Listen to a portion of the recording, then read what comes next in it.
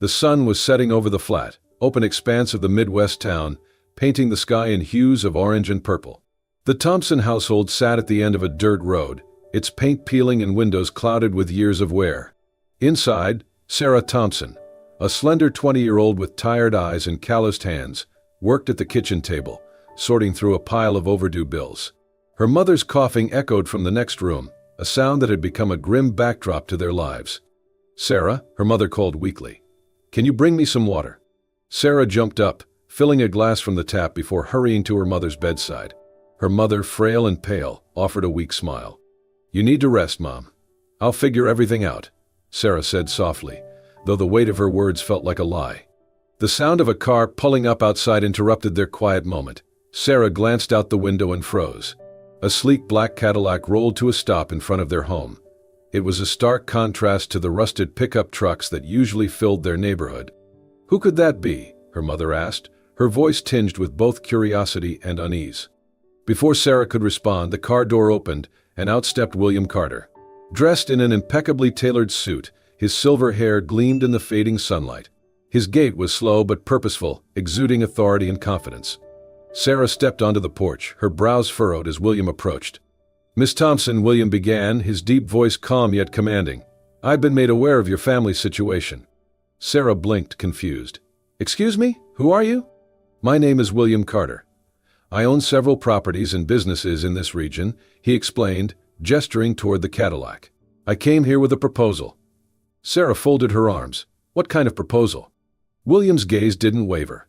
"I want you to marry me." For a moment, the world seemed to stand still. "Marry you?" Sarah repeated, her voice rising in disbelief. "You're serious?" "Dead serious," William replied, his tone steady.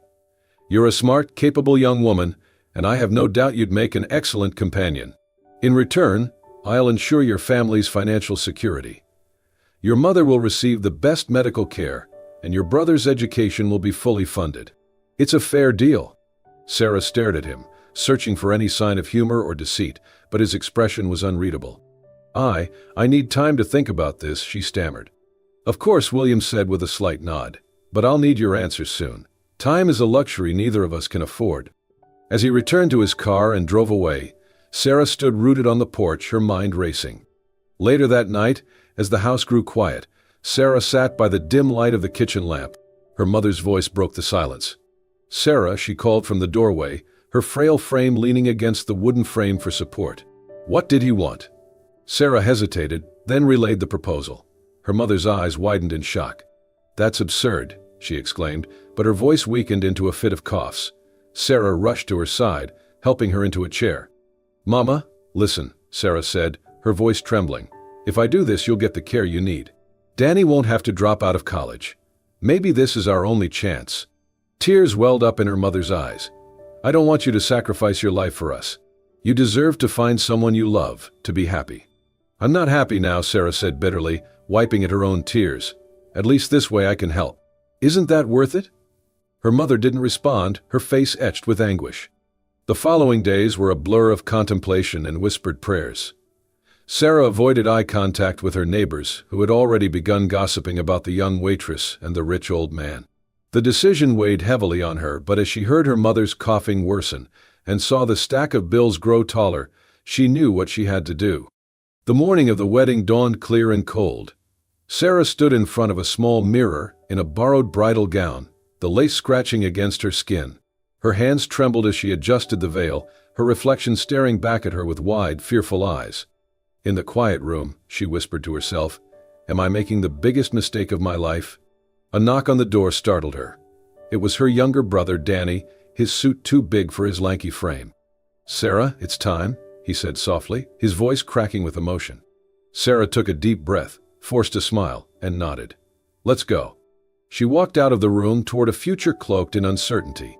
The sprawling mansion stood atop a secluded hill in upstate New York, its towering silhouette outlined against the gray sky. Sarah stepped out of the sleek black car, her small suitcase clutched tightly in her hand. The imposing structure loomed before her, its windows dark and uninviting.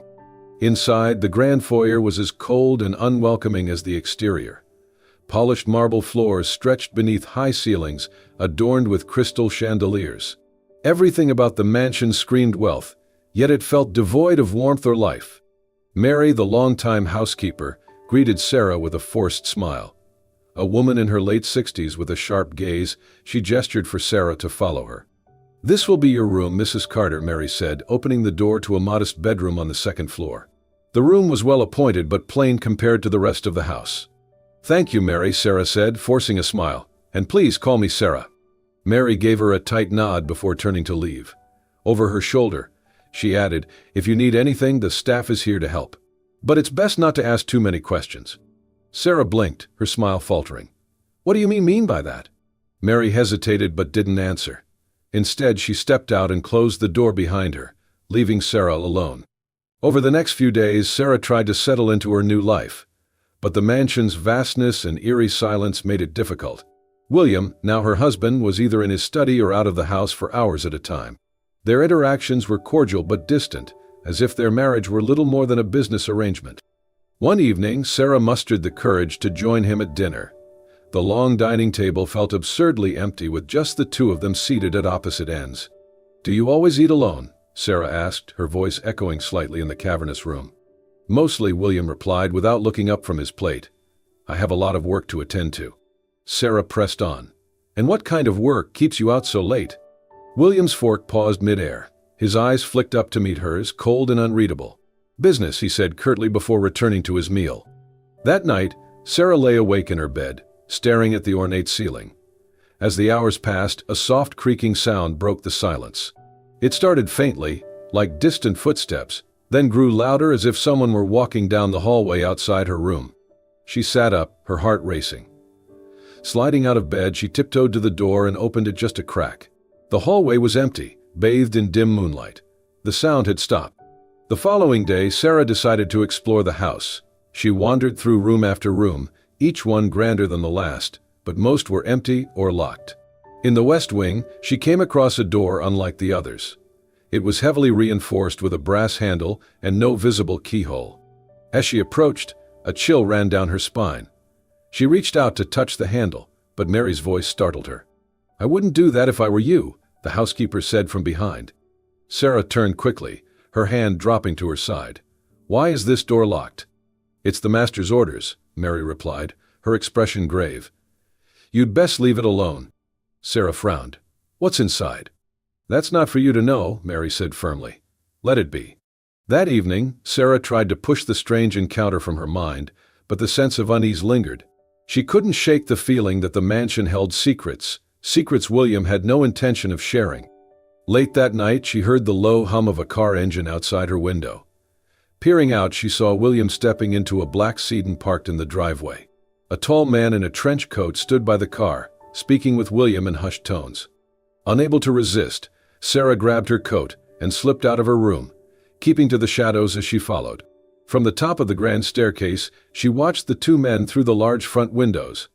"Make sure she doesn't find out," William said, his voice sharp and commanding. Sarah's breath caught. Was he talking about her? What was he hiding? The car pulled away into the night, leaving Sarah standing alone in the darkness, her mind racing with questions she wasn't sure she wanted answered. The mansion was eerily silent as Sarah crept through the west wing. She had been watching the door for days, waiting for the perfect moment to investigate. Tonight, for reasons she couldn't explain, it was unlocked. Her heart pounded as she stepped inside, the faint creak of the door echoing in the dark corridor. The room was dimly lit by a single, dusty chandelier. Shelves lined the walls filled with old books, documents, and framed photographs. On a large mahogany desk in the center of the room, a stack of yellowed papers sat beside an ornate fountain pen. Sarah hesitated before approaching the desk, her eyes scanning the room for anything that might explain William's mysterious behavior. She picked up one of the photos. It showed William standing beside a young woman, smiling stiffly. The woman was beautiful, radiant even, and far younger than William. Sarah flipped the photo over. Written on the back in elegant handwriting were the words, "William Grace, 1998. Her hands trembled as she picked up another photo, then another. Each one depicted William with a different young woman. The dates on the back spanned decades. The names were all different, but the pattern was clear. Beside the photos were legal documents, marriage certificates, prenuptial agreements, and death certificates. Sarah's breath caught in her throat. The causes of death varied: accidents, illnesses, sudden disappearances, but they all ended the same way. "What is this?" she whispered to herself, her voice barely audible. Among the papers, she noticed a leather-bound journal. She flipped it open to find pages filled with William's neat handwriting. The entries detailed his relationships with these women, starting with how he'd charmed them and gained their trust. The later entries turned darker, describing how he'd isolated them, controlled them, and eventually discarded them. Sarah's stomach churned as she read a chilling sentence: "They always think they can leave. They don't realize they're mine until it's too late." A sudden noise outside the door made Sarah jump. She quickly slipped the journal into her bag and scanned the room for a place to hide. But before she could move, the door swung open, and there stood William. His face was a mask of cold fury. "What are you doing in here?" he demanded, his voice low and dangerous. Sarah clutched her bag tightly, trying to steady her voice. I got lost. I didn't mean to intrude." William stepped inside, closing the door behind him.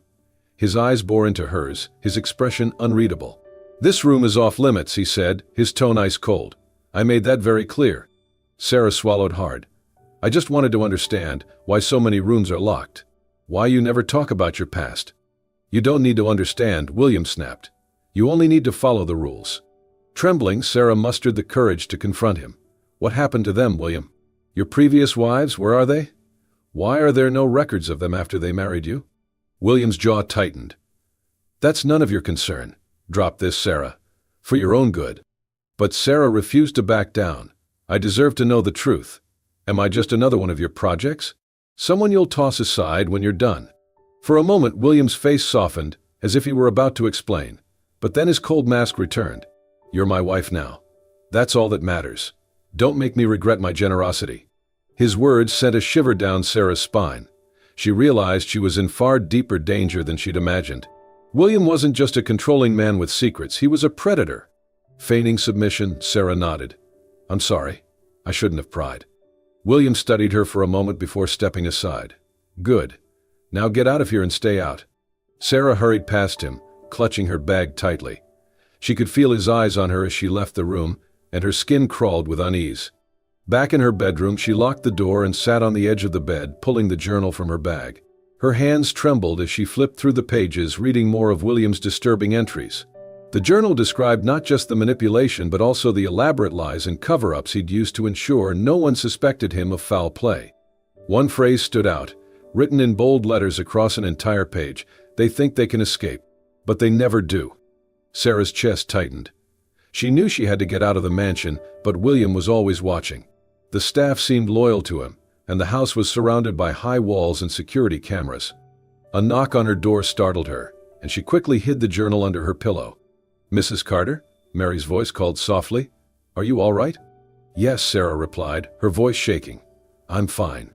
Mary lingered for a moment before walking away. Sarah waited until she was sure the house was quiet before pulling the journal out again.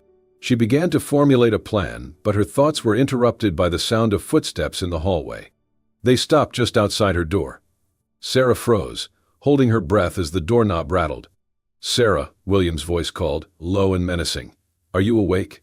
She didn't answer. The doorknob stopped moving, and after a long pause, the footsteps retreated. Tears welled in Sarah's eyes as she realized the full extent of her situation. She was trapped in a house with a man who had every intention of making her his next victim. But she wasn't going to let that happen. Clutching the journal to her chest, she whispered to herself, "I will get out of here, no matter what it takes." The atmosphere in the mansion grew colder with each passing day, and Sarah's unease deepened. She confided in Mary, the housekeeper, whose kindness and silent strength had become her only source of comfort. One afternoon, as Sarah dried dishes in the vast kitchen, she whispered, "Mary, something isn't right here. I found things in that locked room. I don't think I'm safe." Mary paused, her expression grim. She glanced around the room to ensure they were alone. "I've worked for Mr. Carter for over 20 years, she said quietly. "I've seen things I can't explain. Things I wish I hadn't seen." Sarah leaned closer, her voice urgent. "Why stay? Why not leave?" Mary shook her head. "You don't understand. He has ways of keeping people silent. I've seen staff disappear overnight for asking too many questions. But you're different, Sarah. You're his wife. If anyone can get out, it's you." Sarah's heart raced. "Then help me, please." Mary hesitated before nodding. "I'll do what I can." Over the next few days, Sarah began meticulously observing William's habits. She noted when he left for his late-night outings and when the security cameras rotated. She memorized the guards' schedules and the layout of the sprawling estate. To maintain the illusion of compliance, she played the role of the dutiful wife. At breakfast, she smiled politely, serving William coffee. She complimented his suits and pretended to listen attentively to his stories about business deals. Inside, every interaction felt like a betrayal to herself, but she knew it was the only way to buy time. One evening, while wandering the mansion under the guise of getting to know her new home, Sarah stumbled upon the basement door. It was slightly ajar. Curious but cautious, she slipped inside. The air was damp, and the faint smell of mildew hung in the air. As she descended the creaky stairs, the dim light from her phone revealed rows of old wine barrels and dusty storage crates. Her eyes landed on a peculiar section of the wall, a seam barely visible, as though it concealed something. She pressed against the wall, and to her shock, it swung open with a low groan, revealing a dark passageway. That night, Sarah lay awake, her thoughts racing. The discovery of the passageway felt like a lifeline, but she knew she couldn't act impulsively. She needed a solid plan, and above all, she needed proof of William's crimes to protect herself once she escaped. Her resolve hardened when she overheard William's late-night phone call. Standing just outside his study, she heard his deep voice through the crack in the door. "Transfer everything before she gets suspicious," he said, his tone clipped and urgent. "Time is running out." Sarah's blood ran cold. Was he talking about her? Was he planning to take everything she owned, or worse? The next morning, Mary approached her in the garden. "I have something to show you," she said, her voice barely above a whisper. In Mary's room, hidden under a loose floorboard, were old letters and documents. They confirmed Sarah's suspicions. William had indeed been involved in the disappearances of his previous wives. "They all tried to leave," Mary said, tears brimming in her eyes, "and none of them made it." With Mary's help, Sarah devised her escape plan. They agreed she would wait until William left for one of his late-night meetings. Mary would create a distraction for the guards, while Sarah used the secret passageway to flee the estate. "I'll leave the journal with the police," Sarah said. "They need to know the truth." Mary grasped Sarah's hand. "Promise me you'll get out of here. Don't look back." Sarah nodded, her determination outweighing her fear. The night arrived. William kissed Sarah's hand at dinner, his cold smile sending a shiver down her spine. "Don't wait up for me," he said, his voice dripping with false affection. As soon as he left, Sarah and Mary sprang into action. Mary feigned an argument with a guard near the front gate, drawing his attention away from the security cameras.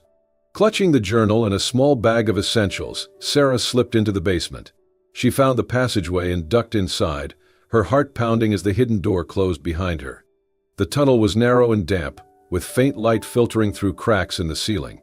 Each step felt like a gamble, the fear of being caught pressing against her like a weight. Suddenly, a noise echoed from behind her, footsteps, heavy and deliberate. Sarah froze, her breath hitching. She turned off her flashlight and pressed herself against the wall, straining to hear. The footsteps grew louder, and a familiar voice called out, "Sarah, you can't run from me." It was William. Sarah's pulse thundered as she gripped the journal tightly. "I have to keep moving," she whispered to herself, summoning every ounce of courage. She darted deeper into the tunnel, William's voice following her like a shadow. The estate was eerily silent as Sarah prepared for her escape. She waited in her room, her bag packed with essentials and the damning journal tucked safely inside. Her heart pounded with each tick of the grandfather clock in the hall. When she heard William's car pull away, she sprang into action. Descending into the basement, Sarah moved quickly to the hidden passageway. The air was damp, and the narrow tunnel seemed to stretch endlessly into the darkness. Her flashlight flickered, casting long, wavering shadows against the stone walls. As she approached the exit, she heard faint voices echoing behind her. Panic surged through her. "They know," she whispered to herself. Tightening her grip on the journal, she quickened her pace, her footsteps muffled by the dirt floor. The voices grew louder, accompanied by the sound of heavy boots on stone. "Find her." William's voice rang out, cold and furious. Sarah's breath came in shallow gasps as she reached the exit, a rusted metal door that creaked loudly as she pushed it open. The sound echoed through the tunnel like a scream, spurring the men behind her to move faster. Emerging into the forest, she sprinted through the underbrush, branches scratching at her arms and face. The night was pitch black, and the only light came from the faint glow of the moon. Behind her, flashlights bobbed as William's men fanned out, their shouts growing closer. "She can't have gone far," one yelled. Sarah's lungs burned as she pushed herself to keep running. She clutched the journal tightly, knowing it was her only weapon against William. Just as Sarah's strength began to wane, she spotted headlights through the trees. A car was approaching on a nearby road. She stumbled toward it, waving her arms frantically. "Help, please, stop." The car screeched to a halt, and the driver, a man in his early 30s with sharp eyes and a determined expression, jumped out. "Are you Sarah?" he asked, urgency in his voice. "Yes," she gasped. "How do you know me?" "I'm James Carter, an investigative journalist. I've been tracking William Carter for years. Get in, we don't have much time." Without hesitation, Sarah climbed into the car, clutching the journal to her chest. James floored the gas pedal as William's men burst out of the woods behind them. A black SUV roared onto the road, giving chase. "Hold on," James said, swerving to avoid a fallen branch. Sarah looked over her shoulder, fear gripping her as the SUV gained on them. "They won't stop," she said. "They'll do whatever it takes to bring me back." "Not if we can get this to the authorities first," James replied, his voice steady.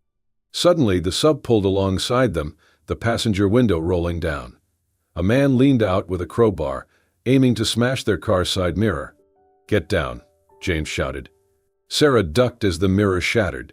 James swerved sharply, forcing the SUV to veer off the road and into a ditch.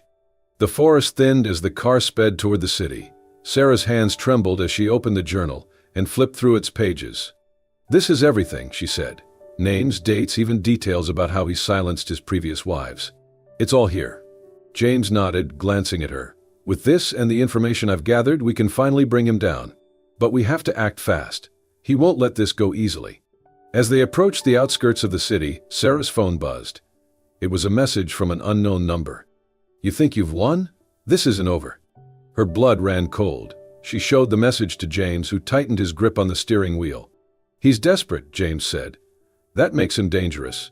But don't worry, we have the truth on our side." Sarah nodded, determination flickering in her eyes. "Then, let's end this." The day William Carter was brought to justice was one Sarah would never forget. Standing beside James in the courthouse, she watched as the man who once held her life in his grip was sentenced. The courtroom buzzed as the judge listed William's crimes, fraud, coercion, and suspected involvement in multiple disappearances. Sarah clutched the journal tightly, its damning evidence now an essential piece of the case. The weight of her journey settled over her, but for the first time in months, she felt lighter. Justice had been served. The media erupted with news of William's arrest. Headlines labeled him a tycoon-turned-predator, exposing the layers of deceit and manipulation he had woven over decades. Victims' families came forward, thanking Sarah and James for their bravery in shining a light on the truth. As part of a court settlement, William's estate was liquidated to fund a compensation program for his victims and their families. Sarah, one of the primary claimants, received a portion of the settlement. For Sarah, the money was a lifeline. She used it to pay off her mother's medical debts and ensure her younger brother could complete his college education. The relief in their eyes was more valuable to her than any dollar amount. Back in her small hometown, Sarah found solace in rebuilding her life. With James's encouragement, she opened a community center focused on supporting women in crisis. She named it New Beginnings, a tribute to her own journey of survival and renewal. The center quickly became a haven for others. Sarah shared her story openly, inspiring women to reclaim their lives and trust their instincts. "Your past doesn't define you," Sarah would say. "Your courage to change does." As Sarah dedicated herself to helping others, her bond with James deepened. What began as a partnership in justice evolved into a genuine connection. James admired Sarah's resilience and her ability to find light even in the darkest moments. Sarah, in turn, was drawn to his unwavering support and determination to right the wrongs they had uncovered. Over time, their late-night planning sessions turned into dinners filled with laughter, shared dreams, and stolen glances. One year after their harrowing escape, James invited Sarah to a quiet park just outside her hometown, the same place where he had first picked her up that fateful night. As the sun set, James led Sarah to a small bench overlooking a serene lake.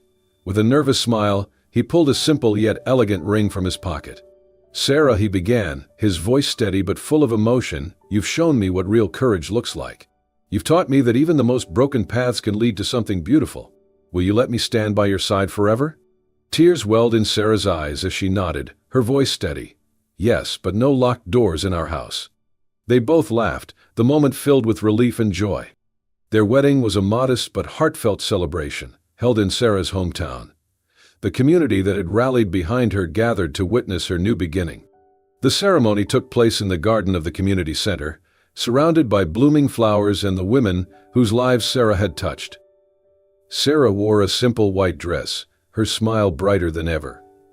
As she and James exchanged vows, there wasn't a dry eye in the crowd. In her speech, Sarah reflected on her journey. "Sometimes life takes you through darkness to show you the value of light. I wouldn't be here today without the people who believed in me, and for that, I am forever grateful." This isn't just the end of a chapter, it's the start of a whole new story. As they danced under strings of twinkling lights, James whispered, "You didn't just survive, Sarah, you thrived. And I'm so proud to be part of your story." Sarah leaned her head on his shoulder, smiling. "And I'm glad you were there to help me write it." Thank you for joining us on Sarah's incredible journey, a tale of resilience, justice, and the power of love to heal even the deepest scars.